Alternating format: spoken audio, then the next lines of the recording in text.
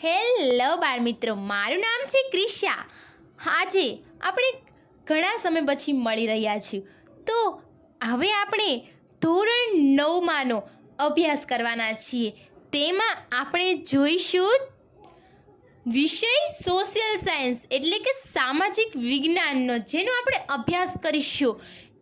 એમાં આપણે chapter number 6, તેનું નામ છે 1945 પછીનું વિશ્વ, જેનું આપણે સ્વાધ્યાયની ચર્ચા કરીશું. તેની પહેલાં જો તમે મારી યુટ્યુબ ચેનલમાં નવા હોવ તો મારી યુટ્યુબ ચેનલને સબસ્ક્રાઈબ કરવાનું ના ભૂલશો, અને શેર અને લાઈક કરવાનું તો ના જ ભૂલશો. અને તમારા જેવા બીજા મિત્રોને પણ શેર કરજો, જેથી તે પણ ધોરણ 9માંના સ્વાધ્યાયના વિડીયો જોઈ શકે. તો ચાલો બાળ મિત્રો, આજે આપણે શરૂઆત કરીએ છીએ ધોરણ 9માં વિષય સામાજિક વિજ્ઞાન. ચેપ્ટર 6 છે, તેનું નામ છે 1945 પછીનું વિશ્વ. સ્વાધ્યાયની ચર્ચા કરીશું. હવે આ પ્રશ્ન નંબર 1 છે, પ્રશ્નોના જવાબ લખો. એમાં પહેલો છે, સંયુક્ત રાષ્ટ્રસંઘના હેતુઓ જણાવો. એના જવાબ આવશે કે વિશ્વમાં આંતરરાષ્ટ્રીય શાંતિ અને સલામતી જાળવવી, શાંતિને અવરોધરૂપે બાબતોને અટકાવવી કે દૂર કરવી, આક્રમણના કે શાંતિભંગના બનાવોને નાબૂદ કરવા, અસરકારક સામૂહિક પગલાં ભરવા, દરેક આંતરરાષ્ટ્રીય વિવાદ કે ઝઘડાનો શાંતિમય સાધનો દ્વારા ઉકેલ લાવવો, આત્મનિર્ણય અને સમાન હકના પાયા પર વિશ્વના રાષ્ટ્રો વચ્ચે પરસ્પર મૈત્રીભર્યા સંબંધો વિકસાવવા અને વિશ્વ શાંતિ જાળવવા માટે યોગ્ય પગલાં ભરવા, જગતના રાષ્ટ્રોની આર્થિક, સામાજિક, સાંસ્કૃતિક કે માનવતાવાદી સમસ્યાઓનું નિરાકરણ લાવવા માટે આંતરરાષ્ટ્રીય સરકાર પ્રાપ્ત કરવા, જાતિ, ભાષા, લિંગ કે ધર્મના ભેદભાવ વિના વિશ્વના બધા જ લોકોના માનવ અધિકારો અને મૂળભૂત સ્વતંત્રતાઓ પ્રત્યે આદરભાવ ઉત્પન્ન કરવો, વિશ્વમાં એકતા અને વિશ્વબંધુત્વની ભાવના વિકસાવી, સંયુક્ત રાષ્ટ્રોના ઉદ્દેશ્ય હાંસલ કરવા માટે કામ કરી રહેલા રાષ્ટ્રોના કાર્યો વચ્ચે યુએસએ સુમેળ લાવનાર કેન્દ્ર તરીકે કામ કરવું. બીજું છે, બિન જોડાણની નીતિનો અર્થ સમજાવો. દ્વિતીય વિશ્વયુદ્ધ પછી જગતમાં અમેરિકા તરફી લોકશાહી દેશોનો સત્તા જૂથ અને લશ્કરી જૂથ તથા સોવિયત યુનિયન તરફી સામ્યવાદી સત્તા જૂથ અને લશ્કરી જૂથ એમ પરસ્પર વિરોધી મહાસત્તાઓ અને લશ્કરી જૂથો અસ્તિત્વમાં આવ્યા.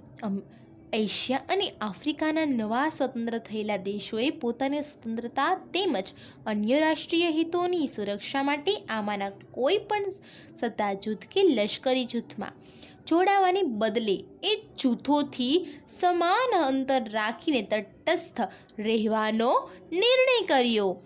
આમ અલિપ્ત રહેલા દેશોએ જગતના કોઈ પણ સત્તા જૂથ કે લશ્કરી જૂથમાં ન જોડાવાની અપનાવેલી વિદેશ નીતિને બિનજોડાણ નીતિ કહે છે. અને હા બાળ દોસ્તો, જો તમને કોઈ પણ વિષયના ધોરણ 9માંના કોઈ પણ વિષયના સ્વાધ્યાયની જરૂર હોય તો મને કોમેન્ટ કરીને જરૂરથી જણાવજો. અને હા બાળ દોસ્તો, ધોરણ 9માં દરેક વિષયના સ્વાધ્યાય મારી યુટ્યુબ ચેનલમાંથી મળી જશે. અને ગણિતના પણ સ્વાધ્યાયના વિડીયો મૂકેલ છે, જેને જોઈએ તેને જોઈ લેવા. અને જરૂર હોય તો મને કોમેન્ટ કરીને જરૂરથી જણાવવું. તો હવે આપણે આગળના પ્રશ્ન તરફ જઈશું. ઠંડા યુદ્ધમાં પરિણામોની સાપેક્ષમાં ચર્ચા કરો. ઠંડા યુદ્ધના પરિણામે નીચે મુજબ હતા. ઠંડા યુદ્ધના સમયગાળા દરમિયાન બંને મહાસત્તાઓ અમેરિકા અને સોવિયત યુનિયન અનેક વખત આમને સામને આવી, પરંતુ બંને પાસે પરમાણુ શસ્ત્રોની દૂરસંચાર મિસાઇલો હોવાથી વિશ્વ ભયંકર મહાયુદ્ધમાંથી બચી ગયું. બંને મહાસત્તાઓ વચ્ચે શરૂ થયેલી શસ્ત્ર સ્પર્ધા પરાકાષ્ઠાઓ પહોંચી. દુનિયાના મુખ્ય શક્તિશાળી રાષ્ટ્રો વચ્ચેના આંતર સંબંધોમાં પરિવર્તન આવ્યું. તૃતીય વિશ્વયુદ્ધના અંતે જગતમાં અમેરિકા એકલું જ અણુબોમ્બ જેવું વિનાશકારી શસ્ત્ર ધરાવતું હતું, પરંતુ ઈસવીસન 1949માં સોવિયત યુનિયનને સફળ અણુ ખતરો કરી પોતાની તાકાતનું પ્રદર્શન કર્યું. વિશ્વના મોટા ભાગના દેશોને એકબીજા પ્રત્યે ભારોભાર અવિશ્વાસ હતો. તેમને એકબીજાને ભય સતાવતો હતો, જેથી તેઓ જગતના એક યા બીજા લશ્કરી જૂથમાં જોડાયા. જો તમને આની ક્વોલિટી ના સમજાતી હોય કે અક્ષર ના દેખાતા હોય તો યુટ્યુબ પર જમણી તરફ 3 ડોટ આપેલા છે, તેના પર ક્લિક કરી તેમાં ક્વોલિટીનો ઓપ્શન દેખાશે, તેના પર ક્લિક કરશો એટલે તમને 360, 240 જેવી તમને ક્વોલિટી જોવા મળશે, જેના દ્વારા તમે અક્ષરોને સારી રીતે જોઈ શકશો. ઘણા બધાને એવી કોમેન્ટ પણ હોય છે કે અક્ષર દેખાતા નથી કે અક્ષરમાં ખબર નથી પડતી, તો ક્વોલિટી હાઈ કરીને જોઈશો તો તમને અક્ષર પણ વ્યવસ્થિત અને ક્લિયર દેખાશે. ચોથામાં જર્મનીના ભાગલા અને એકીકરણ વિશે ટૂંકમાં જણાવો. એનો જવાબ છે દ્વિતીય વિશ્વયુદ્ધને અંતે પરાજિત જર્મનીની રાજ્ય વ્યવસ્થા, સામાજિક વ્યવસ્થા અને અર્થતંત્ર સંપૂર્ણ ભાંગી પડ્યા હતા. એ સમયે જર્મનીને ફરીથી બેઠું કરી શકે એવો કોઈ નેતા દેશમાં રહ્યો ન હતો. વિશ્વયુદ્ધ પૂરું થતાં જર્મનીને 4 વહીવટી વિસ્તારોમાં વહેંચી દેવામાં આવ્યું. વિશ્વયુદ્ધમાં છેલ્લા તબક્કા દરમિયાન સોવિયત યુનિયનની લાલ સેના એ જર્મનીના પૂર્વ ભાગ પર લશ્કરી કબજો જમાવ્યો હતો. તેથી પૂર્વ જર્મનીનો વહીવટ સોવિયત યુનિયનને સોંપવામાં આવ્યો. જર્મનીના નૈઋત્ય ભાગનો વહીવટ અમેરિકાને, ફ્રાન્સની નજીક આવેલા પ્રદેશોનો વહીવટ ફ્રાન્સને તેમજ નેધરલેન્ડ અને બેલ્જિયમ અડીને આવેલા જર્મન પ્રદેશોનો વહીવટ બ્રિટનને સોંપવામાં આવ્યો. ભૌગોલિક રીતે પૂર્વ જર્મનીમાં આવેલા પાટનગર બર્લિનને પણ 4 વહીવટી વિભાગોમાં વહેંચી દઈ તેના પર 4 દેશોનો વહીવટ સ્થાપવામાં આવ્યો. વહીવટ એકતા માટે સંકલન સમિતિ રચવામાં આવી.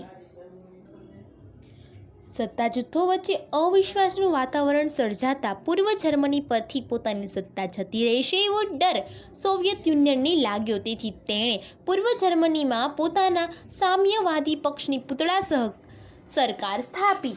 અમેરિકા, ફ્રાન્સ અને બ્રિટને પોતપોતાના વહીવટી અંકુશ નીચેના પશ્ચિમ જર્મનીના પ્રદેશોનું એકીકરણ કરી ફેડરલ રિપબ્લિક ઓફ જર્મનીની રચના કરી.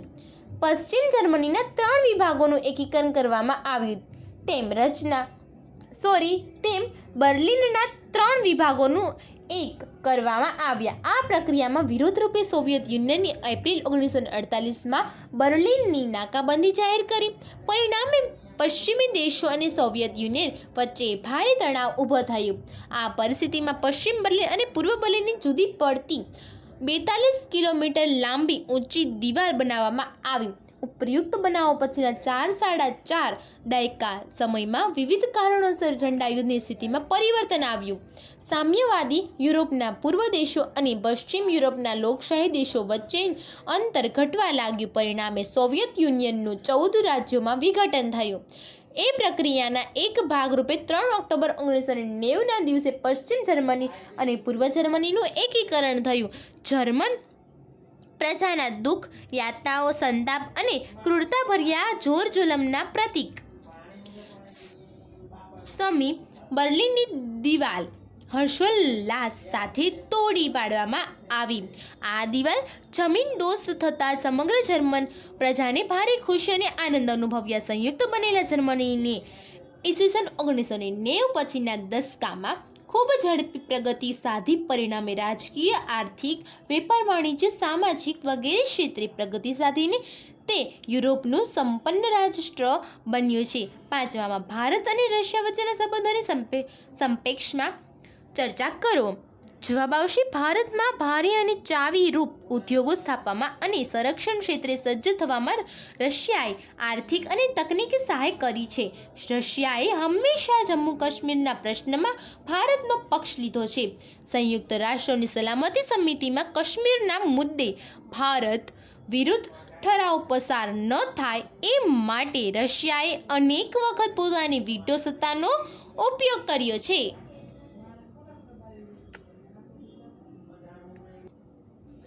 તેણે કાશ્મીરના પ્રશ્ને વૈશ્વિક સ્તર પર ભારતના મતનું સમર્થન કર્યું છે. આમ ભારત અને રશિયા વચ્ચે ગાઢ મૈત્રી ભર્યા સંબંધો પ્રવર્તે છે. છઠ્ઠામાં જવાબ આવશે નાટો. સોવિયત યુનિયન અને તેના સામ્યવાદને અંકુશિત કરવાના ઉદ્દેશથી એપ્રિલ 1949માં અમેરિકાની પ્રેરણા અને નેતૃત્વ હેઠળ ઉત્તર એટલાન્ટિક મહાસાગરના કિનારે આવેલા પશ્ચિમ લોકશાહી દેશોનું એક લશ્કરી સંગઠન રચવામાં આવ્યું. તે નાટોના નામે ઓળખાય છે. સિયાટો ઇંગ્લેન્ડ અને અમેરિકાએ દક્ષિણ પૂર્વ એશિયાનું સામ્યવાદી વિસ્તારવાદ સામે રક્ષણ કરવા માટે ઈસવીસન 1954માં સિયાટો નામના લશ્કરી જૂથની રચના કરી. વોર્સો કરાર. અમેરિકાની પ્રેરણા અને નેતૃત્વ હેઠળ રચાયેલા નાટો અને લિયાટો લશ્કરી જૂથોના વધતા જતા પ્રભાવને અટકાવવા તેમની વિરુદ્ધમાં સોવિયત યુનિયનની નેતાગીરી નીચે યુરોપના સામ્યવાદી દેશોએ વોર્સો કરાર નામના લશ્કરી જૂથની રચના કરી.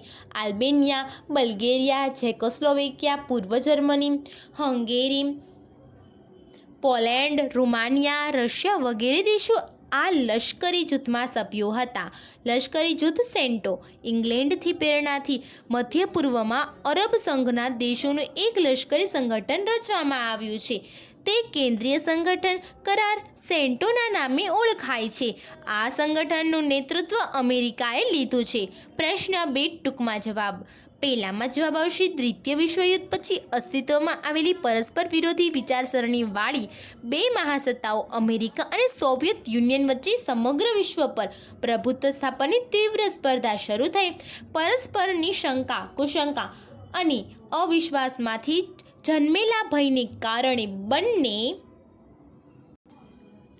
મહાસત્તાઓએ પોતપોતાના લશ્કરી જૂથો બનાવ્યા. વિશ્વના મોટા ભાગના દેશો એક યા બીજા લશ્કરી જૂથમાં જોડાયા. વિશ્વ બે સત્તા જૂથો અને લશ્કરી જૂથોમાં વહેંચાઈ ગયું. સત્તાનું અમેરિકા અને રશિયા આ બે ધ્રુવોમાં કેન્દ્રીકરણ થયું. દ્વિતીય વિશ્વયુદ્ધના અંતે જગતમાં એકલો અમેરિકા જ અણુ બોમ્બ જેવું વિનાશકારી શસ્ત્ર ધરાવતો હતો. પરંતુ ઈસવીસન 1949માં સોવિયત યુનિયને સફળ અણુ અખતરો કરી પોતાની તાકાતનું પ્રદર્શન કર્યું. અરસપરસના ઈરાદાઓ માટે ભારે શંકા, કુશંકા અને અવિશ્વાસને કારણે બંને મહાસત્તાઓ વચ્ચે મહાવિનાશકારી શસ્ત્રોના ઉત્પાદનની તીવ્ર હરીફાઈ શરૂ થઈ. ઉપયુક્ત કારણોને લીધે બીજા વિશ્વયુદ્ધ પછી મહાસત્તાઓ વચ્ચેના સંબંધો તણાવપૂર્ણ બન્યા.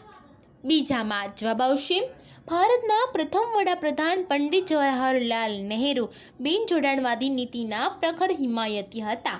તેઓ માનતા હતા કે કોઈ એક સત્તા જૂથ કે લશ્કરી જૂથમાં જોડાવાને બદલે બિનજોડાણની નીતિ સ્વીકારીશું તો તટસ્થ રહીશું તો દેશનો રાષ્ટ્રીય હિતોનું વધારે સારી રીતે રક્ષણ કરી શકીશું. ભારત માનતું હતું કે વિશ્વના દેશોનું આવા બે હરીફ જૂથોમાં વિભાજન વિશ્વ શાંતિ અને આંતરરાષ્ટ્રીય સહકાર માટે ખતરારૂપ છે. ત્રીજામાં જવાબ આવે છે જગતની પરમાણુ સત્તાઓએ પરમાણુ શસ્ત્રો અને પ્રક્ષેપાસ્ત્રોનો ફેલાવો જગતના અન્ય દેશોમાં થતો અટકાવવા માટે ઘડેલી સંધિ પરમાણુ બિન પ્રસાર સંધિ તરીકે ઓળખાય છે. પરમાણુ બિન પ્રસાર સંધિ પરમાણુ શસ્ત્રો અને પ્રક્ષેપાસ્ત્રો ધરાવતા દેશો પર કોઈ નિયંત્રણ મુક્તિ નથી. તેઓ તેમના એ શસ્ત્રોના વધારો કરી શકે છે, પરંતુ એ શસ્ત્રોના ઉત્પાદન પર તેઓ અન્ય દેશો પર કડક નિયંત્રણો મૂકે છે. આમ આ સંધિ સંપૂર્ણ ભેદભાવયુક્ત અને ભારતના રાષ્ટ્રની હિતોની વિરોધી હોવાથી ભારતે તેની પર હસ્તાક્ષેપ કર્યા નહીં. લાઈક, શેર અને સબસ્ક્રાઈબ ના કરી હોય તો કરી લેજો અને બીજા મિત્રોને પણ શેર કરજો, જેથી તે પણ દરેક સ્વાધ્યાયના વિડીયો જોઈ શકે તથા ધોરણ 7 અને 8ના અલંકાર સ્વાધ્યાય પોથીના પણ વિડીયો જોઈ શકે. પ્રશ્ન 3 છે, ટૂંક નોંધ લખો. પહેલામાં જવાબ આવશે શસ્ત્રીકરણ. ઠંડા યુદ્ધ દરમિયાન સમગ્ર વિશ્વ પર પ્રભુત્વ જમાવવા માટે બંને મહાસત્તાઓ વચ્ચે ઉગ્ર સ્પર્ધા અને સ્પર્ધા તથા શસ્ત્રોના ઉત્પાદન વધવાની હરીફાઈ થઈ. અમેરિકાએ હિરોશીમા અને નાગાસાકી ઉપર અણુબોમ્બ ફેંકી પોતાની સર્વોપરિતા સિદ્ધ કરી.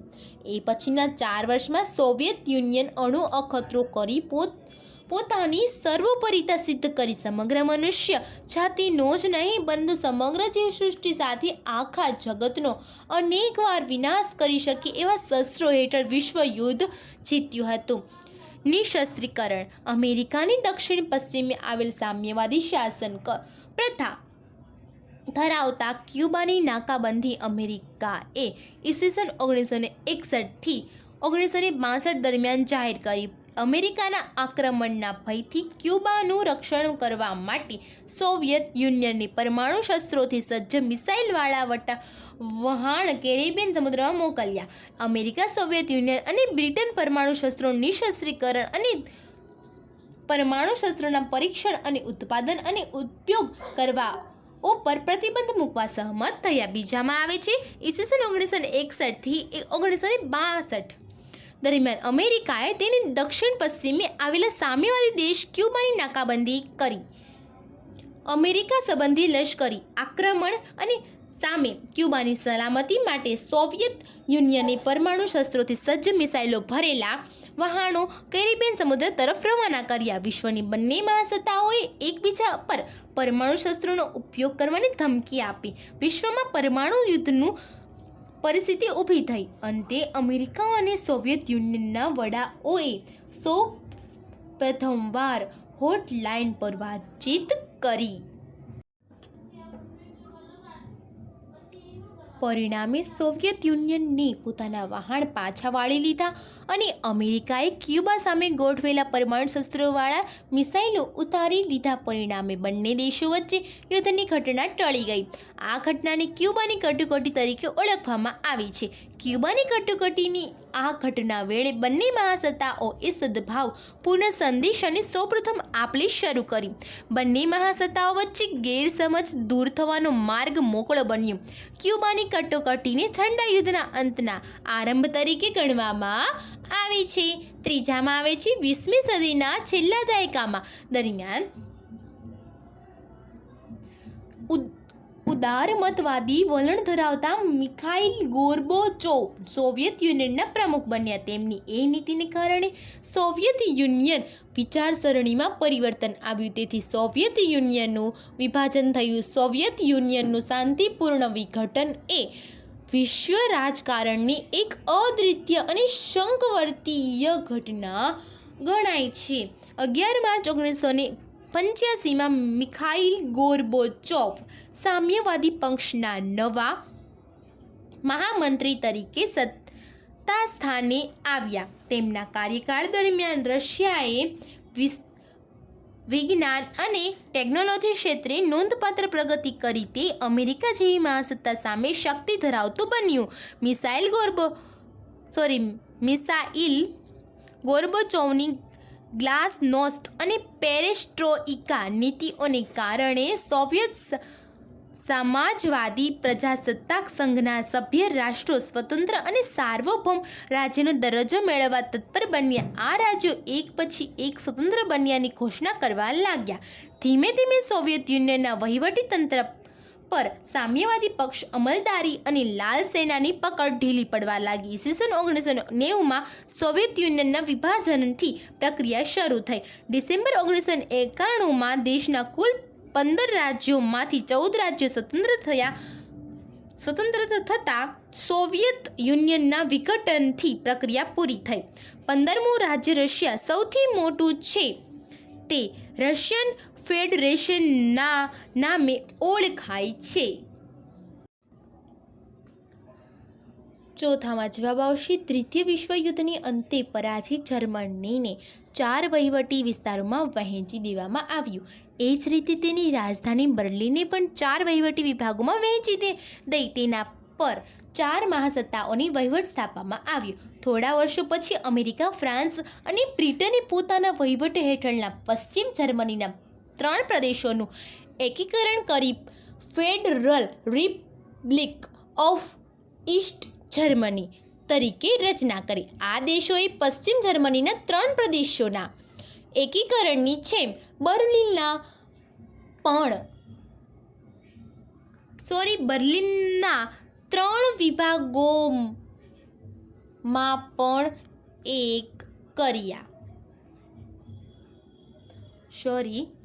બર્લિનના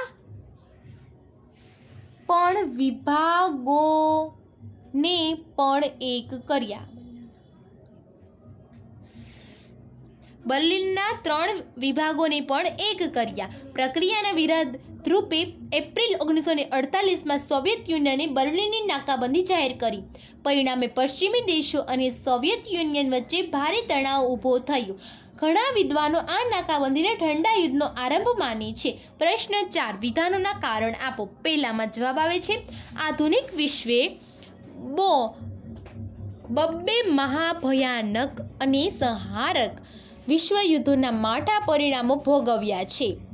આવા યુદ્ધોની યાતનાથી ભવી પ્રજાને બચાવવા ઈસવીસન 1945માં જગતના 50 દેશોએ વિશ્વ સંસ્થા સંયુક્ત રાષ્ટ્રોની સ્થાપના કરી. એ સમયે મળેલી પરિષદના સમાપન પ્રવચનમાં અમેરિકાના એ સમયના પ્રમુખ ટ્રુમેને જણાવ્યું હતું કે હવે યુદ્ધો વિનાના વિશ્વમાં જગતના રાષ્ટ્રો પોતાના ઝઘડાઓ કે વિવાદોને ઉકેલ ચર્ચા, વાટાઘાટો કે લવાદી દ્વારા લાવશે. તેમના મતે સંયુક્ત રાષ્ટ્રોની સ્થાપનાએ યુદ્ધો વિનાના નવા વિશ્વનો પાયો નાખ્યો છે. આમાં બીજો એ પ્રશ્ન 3નો બીજો જે છે તે એ જ લખવાનો રહેશે, એટલા માટે અહીંયા મેં નથી લખેલો. હવે જોઈએ છું પ્રશ્ન 5. વિકલ્પો લખો.